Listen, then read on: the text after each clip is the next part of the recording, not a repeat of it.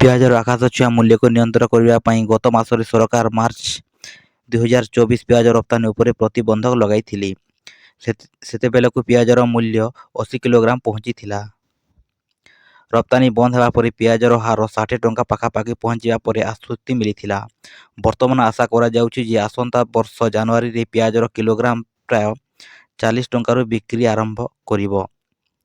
ଗ୍ରାହକ ବ୍ୟାପାର ସଚିବ ରୋହିତ କୁମାର ସିଂ ଆଶା ପ୍ରକଟ କରିଛନ୍ତି ଯେ ରପ୍ତାନି ପ୍ରତିବନ୍ଧକରୁ କ୍ରେତାମାନେ ଆରାମ ପାଇଛନ୍ତି। ସେ କହିଛନ୍ତି, ଜାନୁଆରୀ 2024ରୁ ପିଆଜ କିଲୋଗ୍ରାମ ପିଛା ପ୍ରାୟ 40 ଟଙ୍କା ପର୍ଯ୍ୟନ୍ତ ଉପଲବ୍ଧ ହେବ। ବର୍ତ୍ତମାନ ଏହାର ହାରାହାରି ମୂଲ୍ୟ କିଲୋଗ୍ରାମ 57 ଟଙ୍କା। ସେ କହିଛନ୍ତି, ଖୁବ୍ ଶୀଘ୍ର ପିଆଜର ଦର ଆହୁରି ହ୍ରାସ ପାଇବ। ଲୋକମାନେ କହୁଥିଲେ ଯେ ପିଆଜ 100 ଟଙ୍କା ଛୁଇଁବ, କିନ୍ତୁ ଗ୍ରାହକଙ୍କ ସ୍ୱାର୍ଥକୁ ଦୃଷ୍ଟିରେ ରଖି ରପ୍ତାନି ନିଷେଧ ସହିତ ଅନେକ ନିଷ୍ପତ୍ତି ନେଇଛୁ, ଯାହାର ପ୍ରଭାବ ବର୍ତ୍ତମାନ ଦୃଶ୍ୟମାନ ହେଉଛି।